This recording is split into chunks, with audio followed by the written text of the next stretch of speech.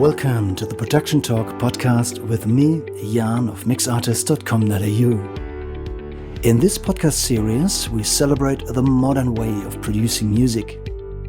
We want to talk about all things related to songwriting, recording at home, and music production. So if you produce your music at home, this is the place to be. Please subscribe and recommend this podcast to all your friends.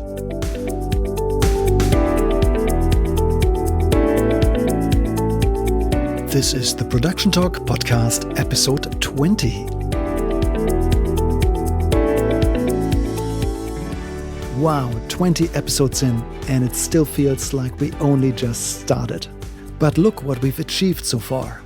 And it's all thanks to you, the listeners. We are now well into the 4-figure downloads for this podcast. And I'm proud to announce that the Production Talk podcast has now listeners from Australia, the USA, Germany, the UK, New Zealand, Brazil, Spain, Costa Rica, India, Malta, Malaysia, Norway, Thailand, the Netherlands, Canada, Hungary, Romania, Estonia, Guatemala, Iran, Italy, Japan, Sri Lanka, New Caledonia, Peru, and the Philippines. Wow, I wouldn't have dared to dream about this when I started this podcast less than half a year ago. To celebrate this humble achievement, I'm proud to announce a very special interview guest today. I first worked with Andy Stewart back in 2011, when he was the editor-in-chief of the Audio Technology magazine, at that time Australia's leading publication for music production and studio technology. And I was just an inexperienced writer working on my very first English publication at that time. In addition to being one of Australia's leading journalists and writers in the field of studio production and gear reviews, Andy is also an incredibly experienced studio musician, with a huge list of credits. But that's not the end of it. Andy is also a gifted studio engineer with over 30 years of recording, mixing, and music production experience. His portfolio reads like a who's who of the big-name Australian music artists. And if this wasn't enough, he also worked as a mastering engineer for one of Australia's most prestigious mastering houses. So today, I'm incredibly honored to have one of Australia's biggest names in the music production industry with me on the Production Talk podcast. So let's cut straight to the good stuff. Here's my interview with Andy Stewart. Andy, thank you so much for making time today. It's really good to have you on board and, finally My see pleasure. you in person. We've spoken a lot on the phone. We've emailed many times, but I don't think I've ever seen you face to face. So Yeah. it's good to meet you online personally. Nice. Look, first, can you please tell us a little bit about yourself and your career as a music professional, studio owner, producer? Where did you start from? What were the major milestones of your career? What are you up to these days? It's a long, boring story. Probably.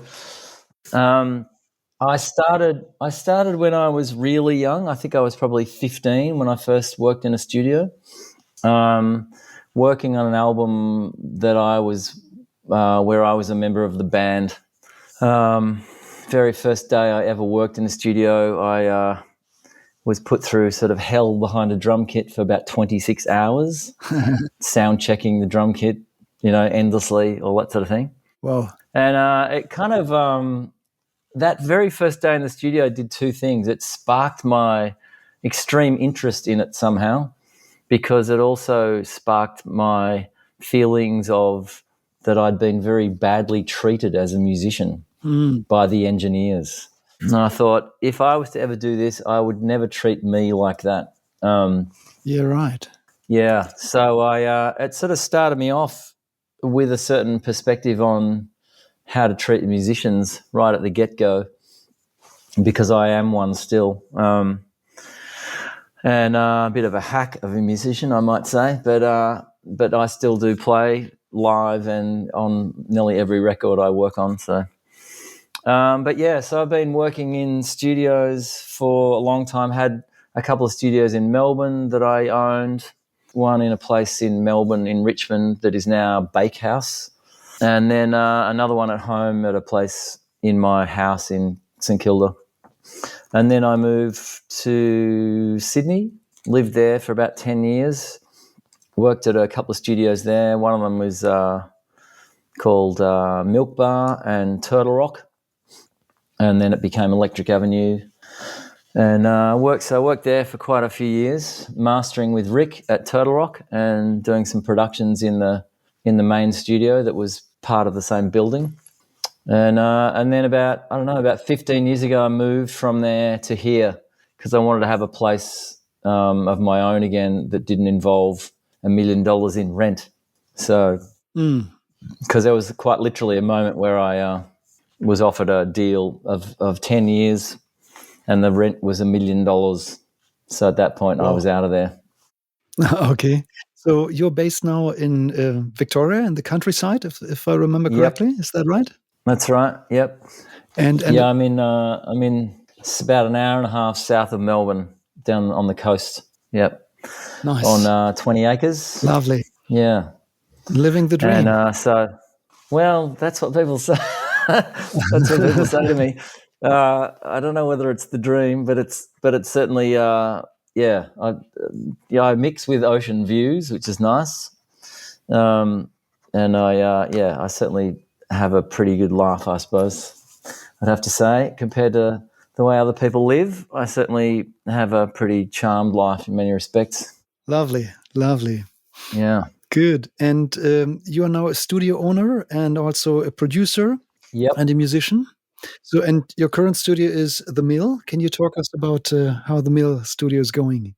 The Mill studio is going. It's going well. It's as you would know, having had personal interaction with it. It's having a whole lot of changes made at the moment.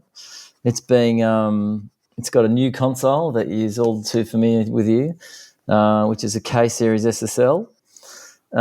Which is being kind of worked on at the moment. It's been a little bit slow because of COVID. Of course. I've got a sort of an associate / acquaintance friend of mine who's going to help get it going and get it installed and everything. And his name is Al Smart, and he's a very well-known engineer, like technical engineer and designer, who worked for SSL for many years. Who has, as you probably know, has a company called Smart Research. So he's got a couple of pretty famous compressors that a lot of people would know of, the Smart C1 and the Smart C2. So Al used to work for SSL for many years installing consoles and setting up places like Real World and Townhouse. And so he knows a thing or two about it. So that's going to be great. Lovely. So I've had a couple of interviews before with home studio owners. So today we're basically looking at the other end. You have probably one of the most prestigious studios in Victoria, if not in Australia. Mm-hmm. Lovely. Yeah, look, I've got a bunch of different gear from different eras now. So I've been working in studios for about 37 years or something. That is a long time. So over that time, a bunch of stuff has attracted itself to me. So I've got old tape machines. I've got a J37, I think it is, from 1961, which is a 1/2-inch 2-track valve machine, which I mix to sometimes. And I've got my Neve console, which is probably about to be sold, I'd say. The latest Pro Tools. So I've got a mixture of very old and 3 weeks old. Wow. At the moment. Yeah. Having been in the industry for such a long time, obviously you've seen heaps of changes. Yeah.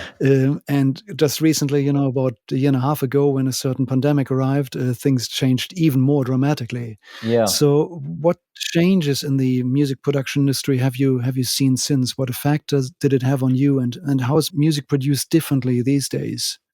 Well, as you know, as you've been experiencing, there's been a hell of a lot more recording at home in the last couple of years.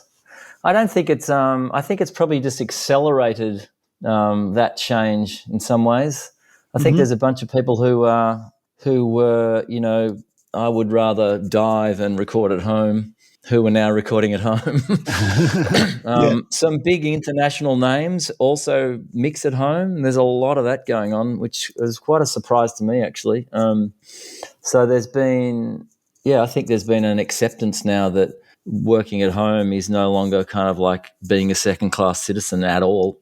Yeah. So I think that's kind of good news for a lot of people, because I think a lot of people feel a bit sort of, like they're sort of getting the rough end of the stick having to work from home, or they feel bad about that they're, working from home means that they come across as a bit dodgy. But actually everyone does it, from, Michael Brower to me, and look, I work from home. Definitely. I've always, last 15 years, I would say I work from home, even though I've got my own building and everything. It's still essentially on private property. And Okay. I mean, it's a bit, I think I'm kind of a weird example of that.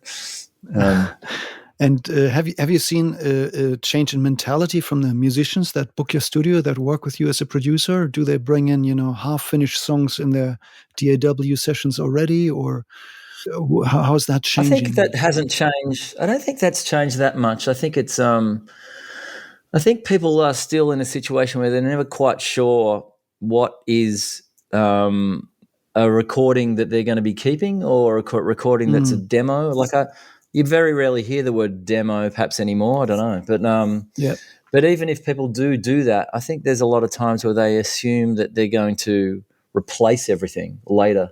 Mm-hmm. I mean, a good example of that will be someone who I just was speaking to the other day, who's got a bunch of stuff that they've already recorded, and they're coming here to make the whole album. But essentially they've done their drums and bass already. Yeah, right. Which is kind of a bit backwards. I'm used to being often it's big studios that are recording the drums and bass, and then that person is leaving, going home. In fact, it's the exact opposite in this case. And keyboards at home, and and all the vocals and. Yeah, what's the quality of those drum and bass recordings? Is it acceptable to your standards? I haven't heard them yet, but they were. The guy swears they're sounding good, so I'm yet to hear them. I'll be interested to hear what they sound like. But they're all they're all Pro Tools sessions, so that's very easy for me to just import those files into my computer, and away we go. So I mean, I'm kind of always. I think the thing for me is I'm always really open to just listening what is, has been recorded without any kind of bias at all, really. Yeah. I mean, some of the best, and because I'm one of those people who doesn't believe that there's, I think good or high quality words like that, they sort of are a bit irrelevant in many ways, because it just, it takes all kinds of sounds to make a record, high quality, low quality, whatever. It's the contrast between them all that's often the important thing, rather than that they're all recorded with Neumanns or Neve preamps, or a lot of that stuff is kind of less important, I think, than a good performance. I couldn't agree more. Yeah. And then like if something sounds a bit trashy, then when you come into the studio, maybe we combine that with something really high fidelity. That's kind of how I see it often, is to actually see, okay, what is this thing's strength? Okay, and what is its weakness? Okay, let's work on putting something into the mix that balances out that weakness, rather than throwing the whole thing out. Oh, that's a really smart way. Yeah, I really like that way of thinking. That way you just, opposites attract in some ways. Yeah, that's right. what you're saying. Yeah, really good. So, okay, so in other words, usually musicians nowadays arrive with, some backing tracks, and they don't always book the studio for the entire album, but do drums and bass and maybe guitars, and then do some things at home and bring it back for mixing. Is that summing up the most common workflows these days? Certainly, if you're asking about my workflow, that tends to be that I produce a whole record for people. I often get people coming through the door here with a guitar in their hand and nothing. They'll have their acoustic guitar and some lyrics, and that's it. That's as far as they've got. And so my job is to go from that to a master. So I do everything from that point on, basically. I'll help them change lyrics. That's the first thing I tend to do, is sit down with someone and hear the album come out of their mouth, and I'll sit there quietly and not necessarily take notes, because I find that kind of intimidating and weird. But I just tend to make a mental note of that there was something jarring in that song. I don't even have to pinpoint it straight away. I'll just kind of go, that song sounded great. There was something in there that was a bit funny the first time I heard it. Yep. And then we just go from there. And I'm a great believer in especially if it's a singer-songwriter in developing, just making sure that the song is realized first before we start recording anything. And that usually involves scrutinizing the lyrics and just kind of going, my instinct tells me that line is a bit not right. And oftentimes my instinct, nearly always actually, I find, whether it's been Paul Kelly or Wally Tobacco or whoever it is, it doesn't matter who it is really, I'll usually have a pretty good instinct for a line that's a bit smelly or a bit finished or a bit of a filler. And then we just change it, and then the song goes from being, not quite right and not quite ready to ready, and then off you go. You don't have to worry about it again. Okay. You might keep changing the lyrics a little bit as you go, but at that point it's usually pretty settled. The lyric changes are often at that point just about the performance just ad-libbing something different by accident or, whatever.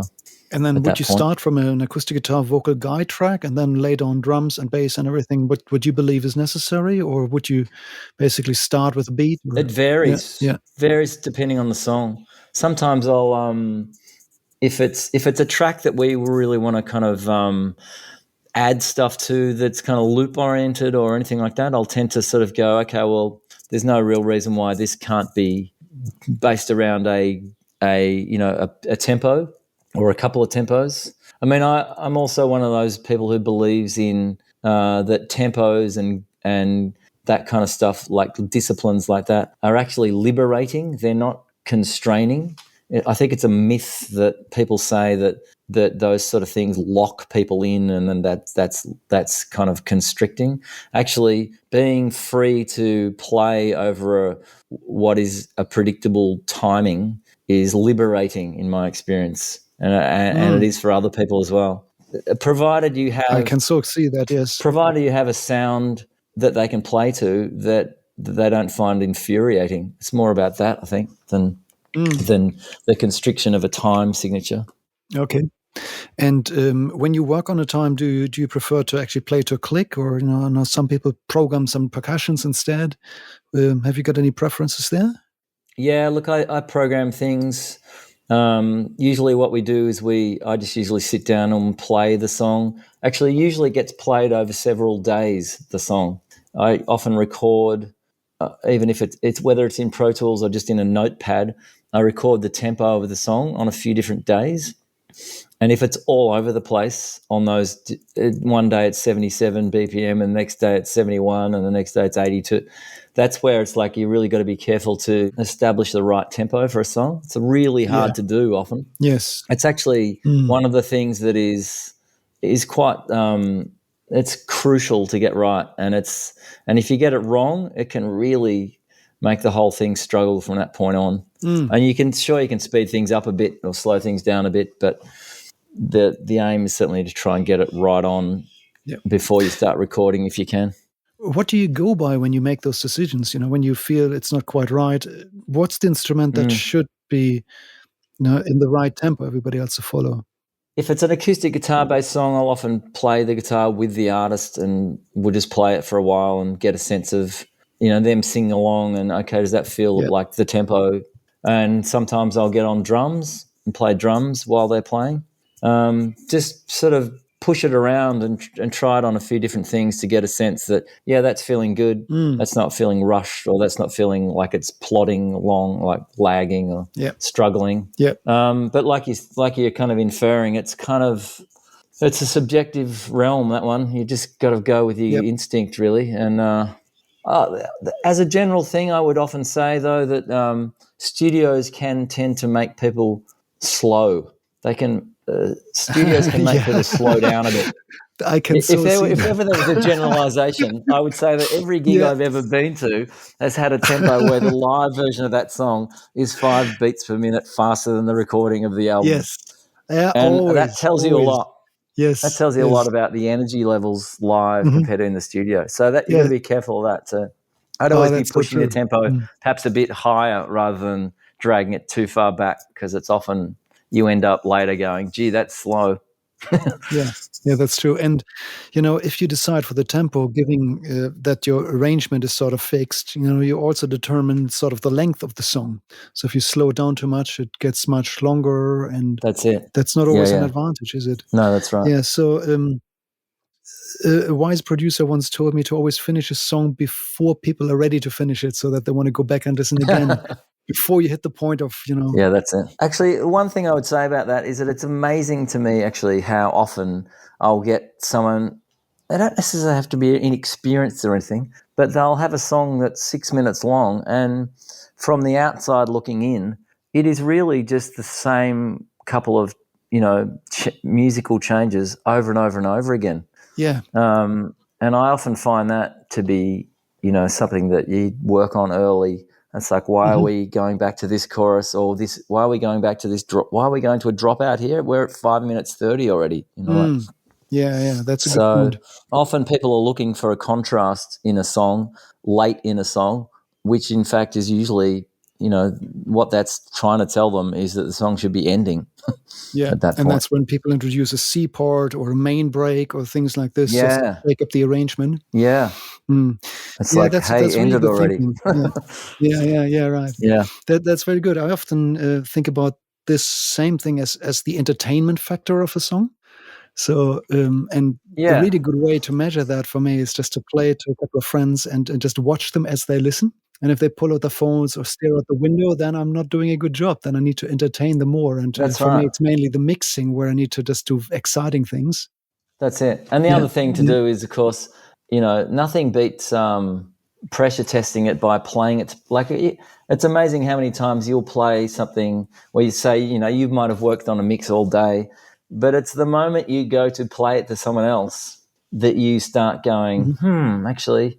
And before you know it, out of your mouth come 3 excuses about the things that aren't finished yet.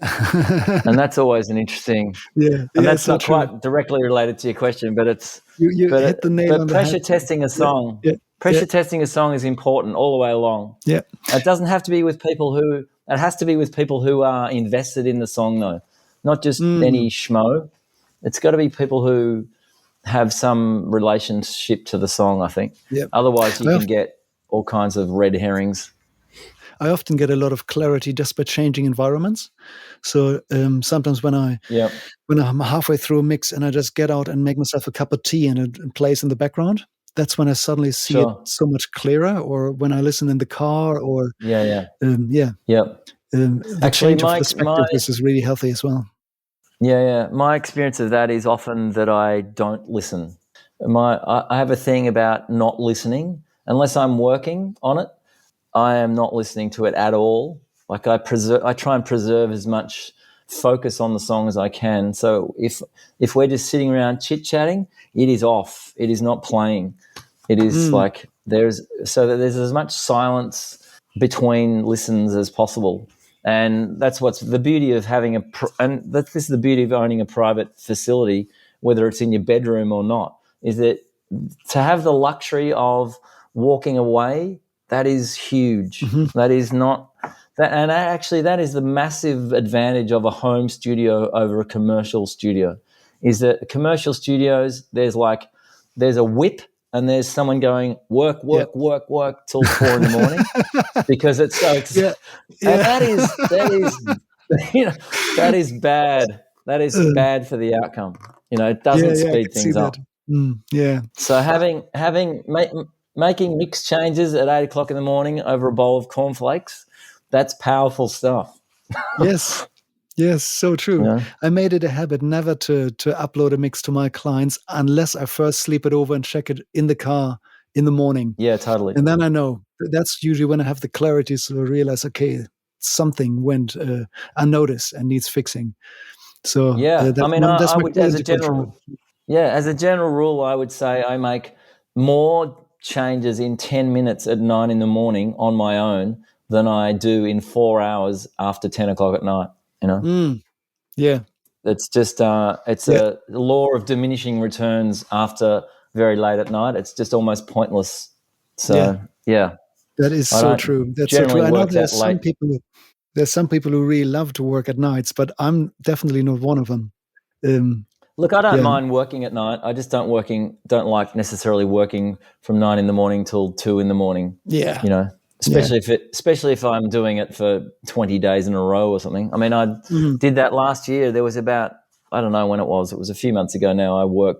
I must have done 21 days in a row of, 14-hour days, and it was just insane. Oh, yeah. So, Well, that doesn't work well for long. No, it Okay. doesn't. That's right. Say, Andy, you've been in the industry for now, you said 36, 37 years, you said? Something like that, yeah. Yeah. If I can add correctly. Obviously, you met, lots 84, and I lots think of it was. musicians. 84. Oh, gee. So I think that's 37. Let me just get the calculator up. Yeah, right. Yeah, something like that. I was in school back then. Nice. So obviously you met, Well, so a was lot I. of. Yeah. Well, I mean, I was young. I would have been about Okay. 10 years old. Yeah, right. You've met a lot of different musicians, and you probably noticed over time that there are certain similarities between the ones that really get successful and maybe also the ones that do not get successful. Did you notice that there are any sort of common, let's call it character traits or personal attributes that are typical for successful musicians? I think the most successful ones have always been clearly ambitious, for starters. They're not. A lot of the people I've known who are successful have clearly been pretty determined from the outset that that's what they were going to be, is successful as musicians or popular as musicians. I think success as a musician and popularity as a musician aren't necessarily directly related, really, in a funny kind of way. There's a lot of measures of success apart from popularity, I would say. So it's a funny question because it's a difficult one for me because I often work on records that aren't popular. They don't win Grammys or ARIAs or anything like that, but they're fantastic albums made by great musicians. And on a musical level, they're a great success, but they're not measured monetarily or in popularity. And I think as a musician, whoever you are, if you are going to measure yourself by that one measure, then you run the risk of having a pretty sort of unsatisfying life where you feel like you've been sort of shortchanged somehow or ignored somehow. It's not an easy road, but it's certainly not healthy, I don't think, to measure yourself only by how many YouTube views this song's had or how many people are talking about you on the radio. It's not necessarily. I think the other thing, particularly in Australia, I think the most successful people are the most persistent. Most people I know who are successful now, I know a lot of people who are successful now who have sort of become quite household names in Australia. And I've worked with them for years when they were complete nobodies. And the thing that's made them successful is they've just kept at it. They've just kept making records. Yeah, right. And I think more than anything, that is how you get somewhere. You just keep putting stuff out. You keep at it. You just keep doing your thing. And eventually the world turns inward and looks at you and goes, wow, you're cool. You've been around for a long time, And then it becomes your turn almost. The persistency is what makes the difference. And I guess, it takes a bit of resilience because sooner or later as a musician, probably you will run into people who criticize you or doubt you. And sometimes that comes even from your friends or even family. Absolutely. And that can be soul destroying.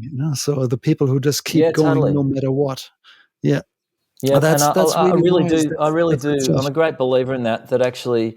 And look, it's not for every genre. Like if you're going to be a pop star, it's probably not true of being a pop star. But like if you're playing Americana or folk music or country music or any of those sorts of other styles, rock bands, persistence pays off. It's the old adage, but it really is true. And I've just done an album with Kutcha Edwards, and it's a beautiful record. It was nominated. It was shortlisted for an ARIA, but not nominated for an ARIA. And I could sort of go, well, the ARIAs have really made a mistake here, or I could just go, no, it's a great record. How it's perceived from bodies like that is utterly irrelevant, and So and true. so it's very important when you're producing albums, whether you're the artist or a producer, to just focus on the music, and that's it. Yeah. Beyond that, it's out of your control, and if you really try and control it too much, you will be disappointed. Mm-hmm. So to me, it's just about That's making great actually music really all the time. wise words. Yeah. So in other words, you need to manage one's own expectations so that you don't set yourself up for disappointment if you That's if it, you focus too and much on the manage your wrong own. thing. Yeah.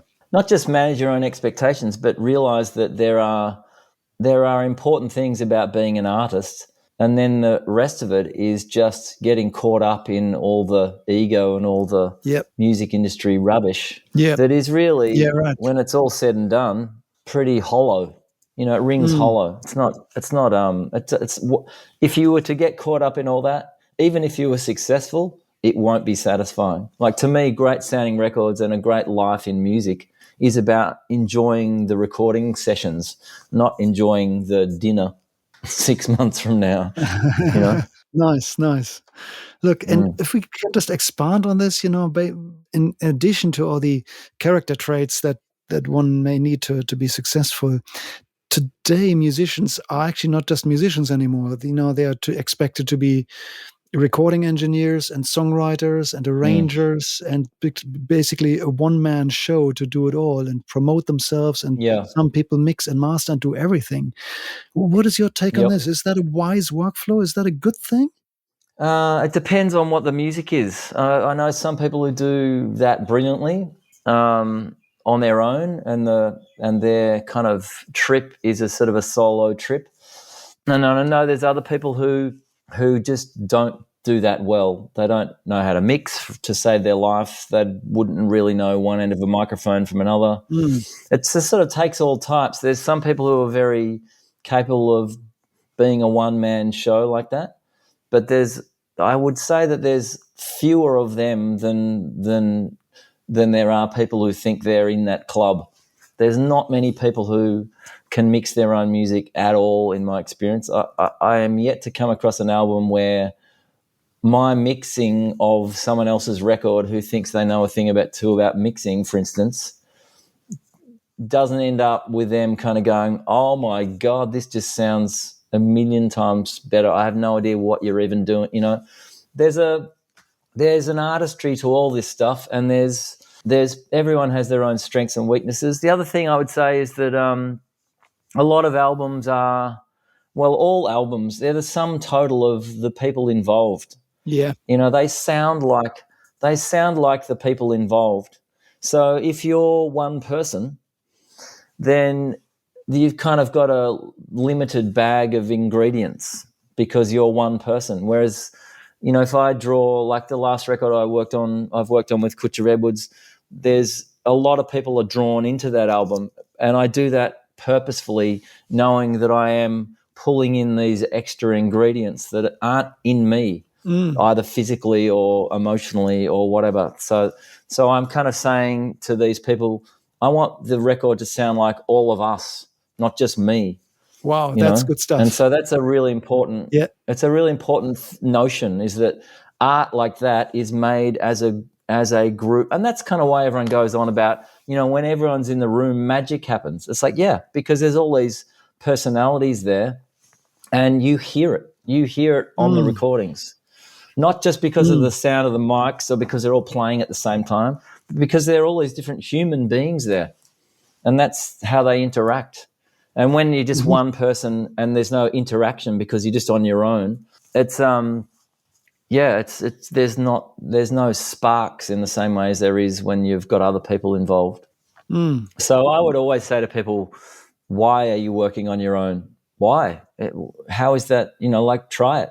It can be fascinating to work with other people, especially when you don't necessarily think that they're going to provide anything.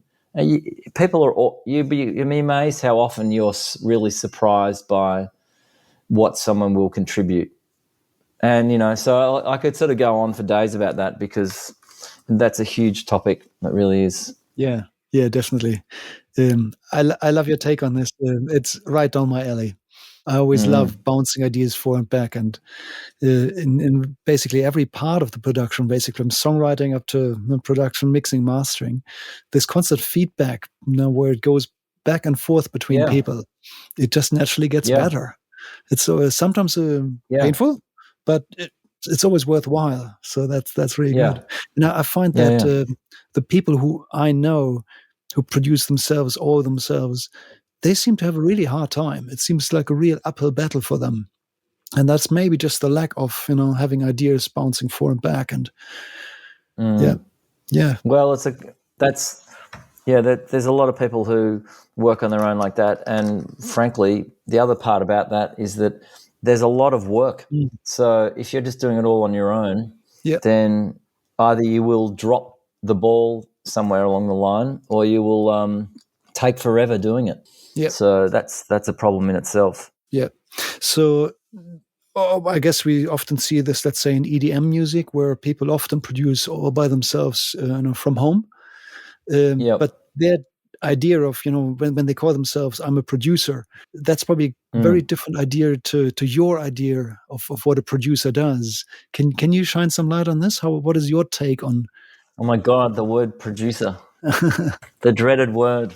Yeah, I know. Yeah, look, this often comes up. Producer is a funny word because there's a lot of people who want to be the producer for some reason, because I think it just means they think they've kind of climbed to the top of the mountain or something. I don't know.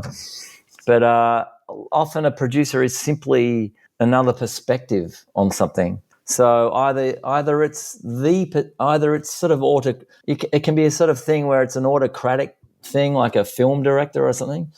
But a lot of the time it's not about that. A lot of the time it's about, being a sort of a more objective ear, or the ability to scrutinize things, outside a band, or, like it's often, so it varies. The role varies from album to album. It really does. And it's a very vague term, but these days it's a very loaded, to me it strikes me as being a very loaded term, because everyone seems to want to be one, but they don't even know why. A lot of the time, people like to get that credit on the record.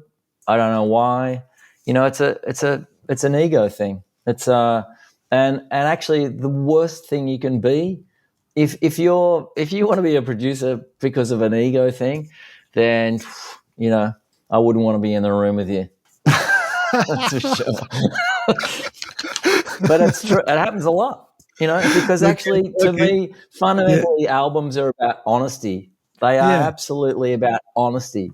And so most people who are kind of, obsessed with their ego and their standing in a situation, whether it's in the studio or in the bank, they'll be doing things that benefit them, not the music.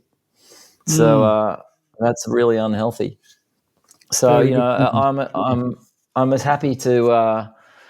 I like people pushing back against my perspective on things all the time. The last thing I would ever be would be the guy who would say, "No, I'm in charge here, so therefore what I say goes." Like, that is not, to me, that's not production. That's that's, if you want to be that guy, well, go be a foreman at a job site or something. Yeah. Good. Well said. Well said.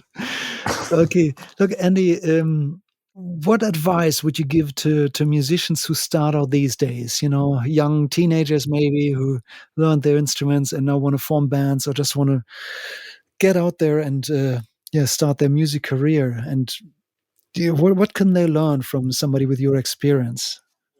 What I would say is that they can learn things from me, but the one thing they shouldn't do is not back themselves. There's a heap of kids out there, it seems to me, at the moment, who feel like they need to be waiting for something before they back themselves. It's like, no, just do it. Go for it. Don't hesitate. Don't feel like it's not your turn. Don't feel like it's not your right to express yourself for somehow.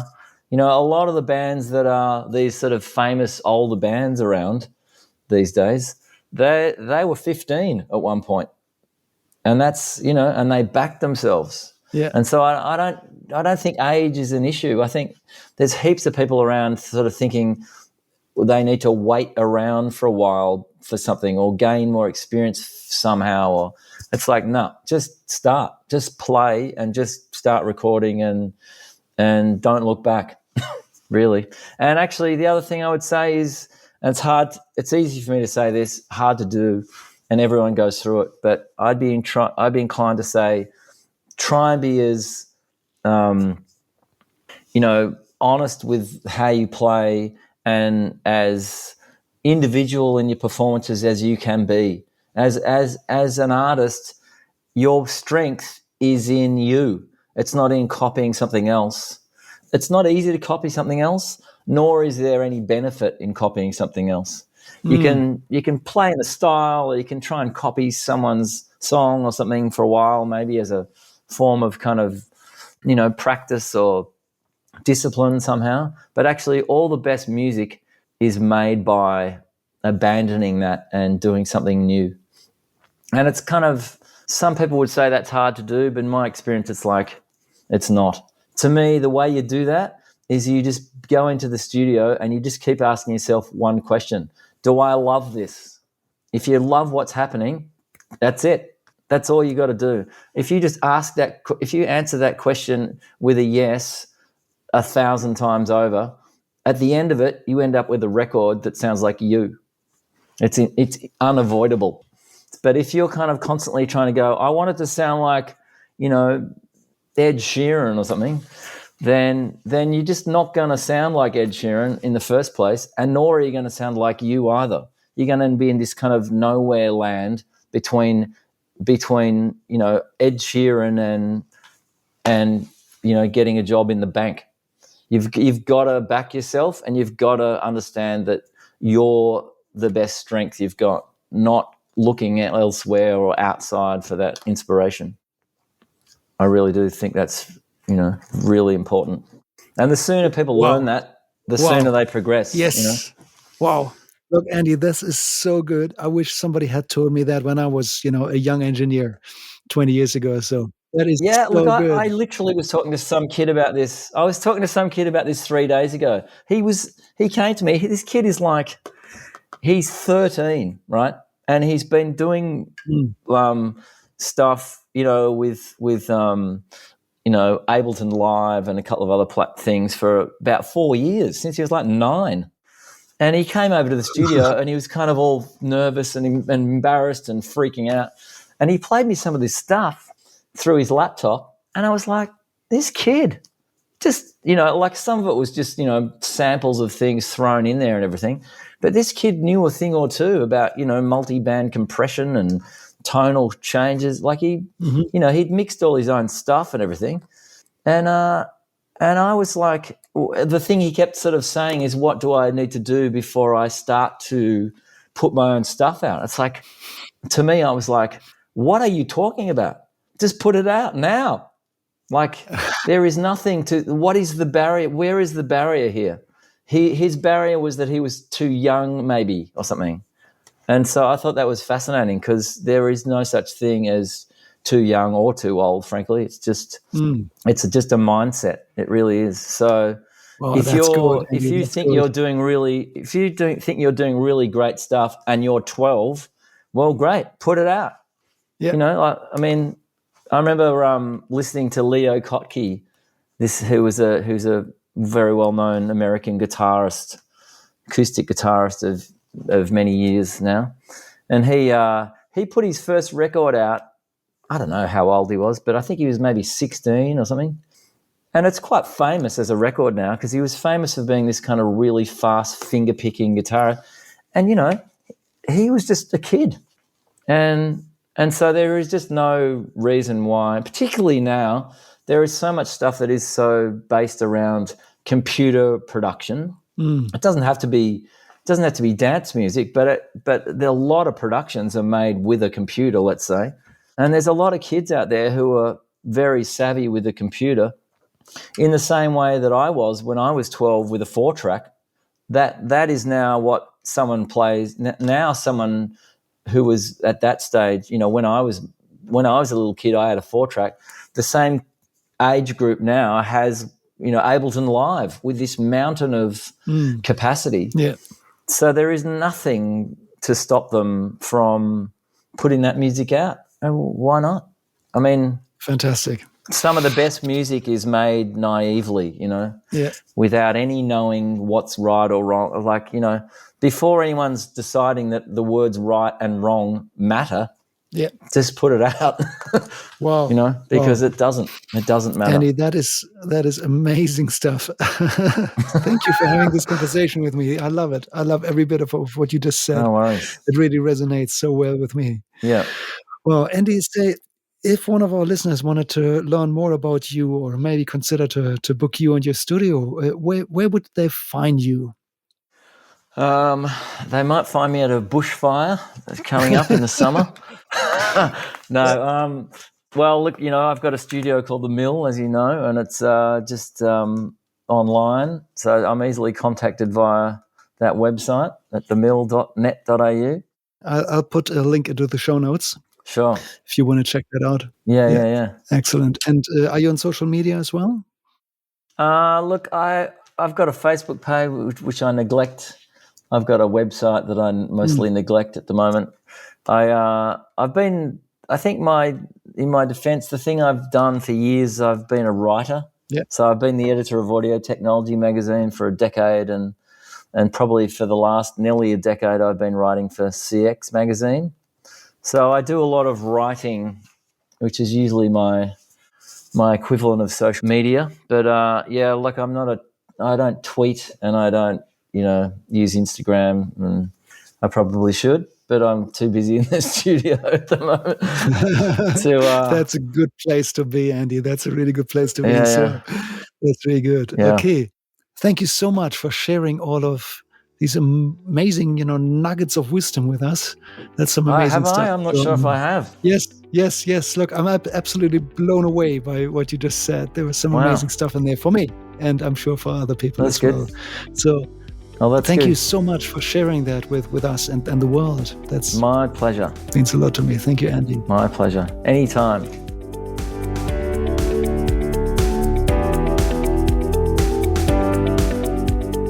How good was that? I actually took a lot out of this for myself, and what really resonated with me was Andy's take on musicianship and how he encouraged everybody to just get their music out and not to overthink it. Don't hold back, get your music out. So please take this on board. If you want to work with Andy, go to the show notes where you will find the link to the Mill Studios and reach out to him. I warmly recommend his production skills. I would also really appreciate if you could reach out on Facebook and join the Production Talk podcast community group on Facebook, where we will discuss questions about this episode and all kinds of other interesting things. And of course, as always, please subscribe and recommend this podcast to all your friends so that we can grow the community and get more and more and more of these amazing interviews happening. I've got big plans. We need to grow the numbers. You need to help me with that. I would really appreciate if you could please pass the Production Talk podcast on to your friends. Thanks for now. I see you next week. Bye for now.